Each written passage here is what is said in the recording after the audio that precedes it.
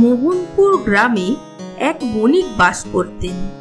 তার দুই পুত্র ছিল, বড় পুত্র যজ্ঞসোম আর ছোট পুত্রের নাম কীর্তিসোম। বৃদ্ধ বণিক হঠাৎ অসুস্থ হয়ে পড়েন। বাবা, তোমার কি হয়েছে? তুমি অমন করছো কেন? তুমি কি খুব অসুস্থ বোধ করছো? আমার যাওয়ার সময় হয়ে এসেছে বাবা, আমার কাছে আর বেশি সময় নেই। বাবা, তুমি এমন অশুভ কথা বলছো কেন? তোমার কিচ্ছু হবে না। আমি আর ছোট ভাই তোমার কিছু হতে দেব না। তোমাকে সারা জীবন আমাদের কাছে আগলে রাখবো। কিন্তু বাবা, ভগবানের যে ডাক চলে এসেছে, আমাকে তো যেতেই হবে। তুমি এক কাজ করো বাবা, তোমার ছোট ভাইকে খুব তাড়াতাড়ি ডেকে নিয়ে আসো, আমার হাতে একদমই সময় নেই। বাবা, তুমি একটু শান্ত হও, আমি এক্ষুনি ছোট ভাইকে ডেকে নিয়ে আসছি। এরপর যজ্ঞসোম চলে গেল তার ভাইকে ডেকে আনতে।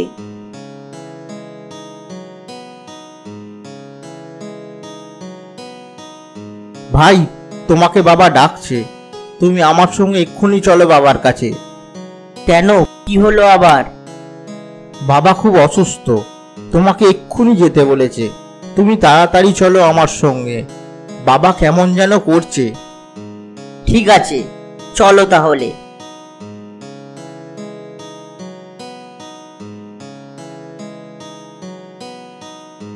বাবা, তুমি ডাকছিলে আমাকে? কীর্তিসোম, তুমি এসেছো বাবা? আমার হাতে খুব অল্প সময় আছে, ভগবানের যে ডাক চলে এসেছে, এবার আমাকে যেতে হবে। আমার মৃত্যুর পর আমার সমস্ত সম্পত্তি তোমরা সমান ভাগে ভাগ করে নেবে, আর সব সময় দু ভাই মিলেমিশে থাকবে। ঠিক আছে বাবা, তুমি যা বলছো সেটাই আমরা সর্বদা মেনে চলবো। দু ভাই কখনো ঝগড়া করব না, সব সময় মিলমিশ করে থাকবো, একে অন্যের বিপদে পাশে দাঁড়াবো। এবার আমি শান্তিতে মরতে পারবো। তোমার কিচ্ছু হতে দেব না, আমি এক্ষুনি ডাক্তার ডেকে নিয়ে আসছি। কীর্তিসোম আর ডাক্তার ডাকার সময় পেল না, বণিক মারা গেলেন। ছোট ভাই কীর্তিসোম ছিল খুব ধূর্ত ও বুদ্ধিমান। অল্প দিনের মধ্যেই সে বাণিজ্য করে তার ভাগের সম্পদ দ্বিগুণ করে নিয়েছিল। অন্যদিকে বড় ভাই যজ্ঞসোম ছিলেন সাদাসিধে মানুষ।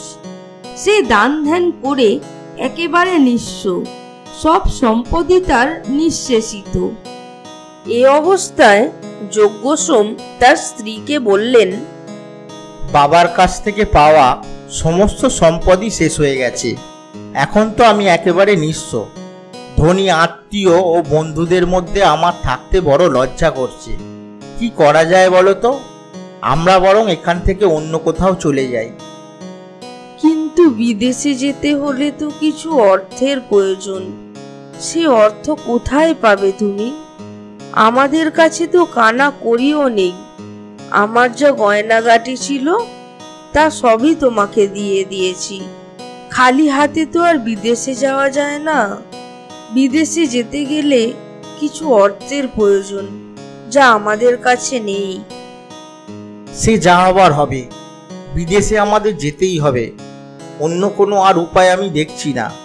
টাকা থাকুক আর না থাকুক, এখানে আর আমি এক মুহূর্তও থাকতে চাই না। দরকার পড়ে বিদেশে গিয়ে দুজনে ভিক্ষা করে খাবো। তা বেশ, তুমি যখন নাছোড়বান্দা, তখন না হয় আমরা চলেই যাব। তবে ধার হিসাবে কিছু অর্থ তোমার ছোট ভাইয়ের কাছ থেকে চাইলে সে দেবে নিশ্চয়ই। ঠিক আছে, তুমি যখন বলছো আমি ভাইয়ের কাছে যাচ্ছি, কিন্তু ওর বউ যা দরজাল, ওরা টাকা ধার দেবে তো বলে আমার মনে হয় না। যজ্ঞসোম স্ত্রীর কথা শুনে চলে গেলেন ভাইয়ের কাছে। সেখানে গিয়ে দেখলেন ভাই কীর্তিসোম ও তার স্ত্রী পাশাপাশি বসে রয়েছে। ভাই, বড় বিপদে পড়ে আমি তোমার কাছে এসেছি, আমাকে কিছু টাকা ধার দেবে?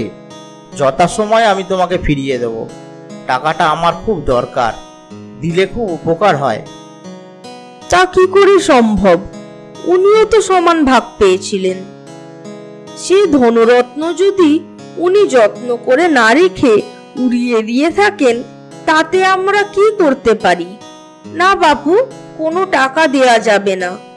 তাহলে তো আত্মীয় স্বজনদের মধ্যে যেই গরিব হবে সে এমন টাকা চাইতে আসবে। আমাদের তো তাহলে পথে বসতে হবে। সবাই তো আমাদের চুষে খেতে চাইবে তাহলে। কীর্তিসোম তার দাদাকে ভালোবাসলেও স্ত্রীর কথা শুনে দাদাকে কিছু দিতে সাহস পেল না। যদি স্ত্রী রাগারাগি করে? ভাইয়ের স্ত্রীর মুখে এই রকম কথা শুনে যজ্ঞসোম নীরবে সেখান থেকে চলে আসেন। তোমাকে প্রথমেই বলেছিলাম ভাইয়ের কাছে গিয়ে কোনো লাভ হবে না। আমি ভেবেছিলাম কেউ টাকা না দিলেও তোমার ভাই হয়তো আমাদের কিছু টাকা দিয়ে সাহায্য করবে, কিন্তু ও যে বউয়ের ভয়ে আমাদের সাহায্য করবে না, এটা আমি বুঝতেই পারিনি। ঠিক আছে, কি আর করা যাবে, একেই বলে অদৃষ্ট। এবার তাহলে কি করব আমরা? আমাদের কারো সাহায্যের প্রয়োজন নেই, যা কপালে আছে তাই হবে। চলো আমরা দেরি না করে এবার বেরিয়ে পড়ি। এখন কেবল ভগবানই ভরসা, তিনি যা করতে চাইবেন তাই হবে, এছাড়া আমাদের আর কিছু করার নেই। এরপর তারা ঘর থেকে বেরিয়ে পড়ল। যেতে যেতে পথের মাঝে পড়ল বন জঙ্গল। ঈশ্বরকে স্মরণ করে তারা দুজনে সেই বনের পথ ধরে হাঁটতে লাগলো। কি ঘন জঙ্গল রে বাবা! এত ঘন জঙ্গল আমি এর আগে কখনো দেখিনি। সূর্যের আলো পর্যন্ত ভালো করে প্রবেশ করছে না এখানে। তাড়াতাড়ি পা চালাও, আমাদের অনেক দূর যেতে হবে। দিনের বেলায় এমন অবস্থা, সন্ধে নামলে যা কিছুই দেখা যাবে না। চলো তাড়াতাড়ি। হঠাৎ কোথা থেকে উদয় হলো একটা মস্ত বড় সাপের। সে এসেই যজ্ঞসোমকে গিলে ফেলল।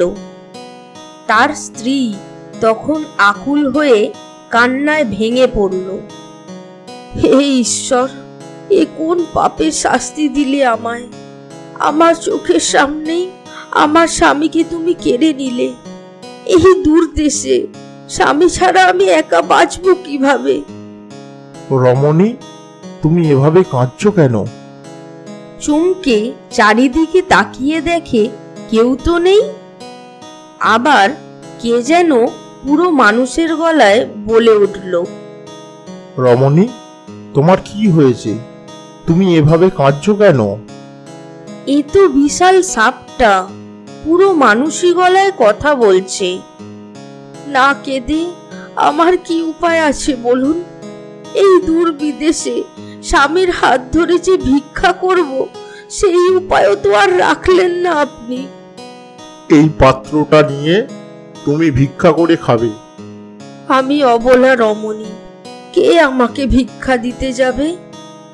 এই ভিক্ষাপাত্র হাতে তুমি যার কাছেই ভিক্ষা চাইবে সেই তোমাকে ভিক্ষা দেবে, আর যে না দেবে তার মাথাটা তক্ষুনি চূর্ণ বিচূর্ণ হয়ে যাবে।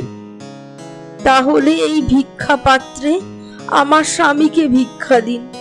আমি আপনার কাছে ভিক্ষা প্রার্থনা করছি। যজ্ঞসোমের স্ত্রীর এই কথা শোনা মাত্র বিশাল সাপটি তার মুখ থেকে যজ্ঞসোমকে বের করে দিল। তার স্ত্রী দেখল যজ্ঞসোম জীবিত, তার শরীর অক্ষত। একই সঙ্গে সে দেখল সাপটি অদৃশ্য হয়ে গেছে। তার বদলে সেখানে উপস্থিত এক দিব্যকান্তি পুরুষ। দিব্যকান্তি পুরুষটি তখন বণিক দম্পতিকে আশীর্বাদ করে বললেন, আমি তোমাদের আশীর্বাদ করছি, তোমরা সারা জীবন সুখে শান্তিতে থাকবে। তোমাদের মন খুব নির্মল, তোমাদের কখনো অর্থের অভাব হবে না। এইভাবেই তোমরা সুখে থেকো। আপনাকে সহস্র প্রণাম। আমি প্রকৃতপক্ষে রাজা কাঞ্চন মেঘ। গৌতম মুনির অভিশাপে আমি সাপ হয়েছিলাম। তোমাদের এই সততার জন্য আজ আমি মুক্ত হলাম। এই স্বর্ণপাত্রটি তোমাদের কাছে রাখো। এই পাত্রটি সর্বদা অর্থে পরিপূর্ণ থাকবে। যখনই তোমাদের প্রয়োজন পড়বে তোমরা এর থেকে অর্থ নেবে। হে রাজন, আপনি আমার স্বামীর প্রাণ ভিক্ষা দিয়েছেন। এর থেকে বড় পুরস্কার আমার কাছে আর কিছুই না। তোমরা সৎ, ধার্মিক ও দানশীল। ভগবান তোমাদের উপর খুব প্রসন্ন হয়েছেন, তাই তোমাদের কষ্ট দূর করতে আমাকে পাঠিয়েছেন। এই বলে রাজা কাঞ্চন মেঘ আকাশে মিলিয়ে গেলেন। প্রচুর ধনরত্ন পেয়ে যজ্ঞসোম ও তার স্ত্রী বাড়ির দিকে রওনা দিলেন।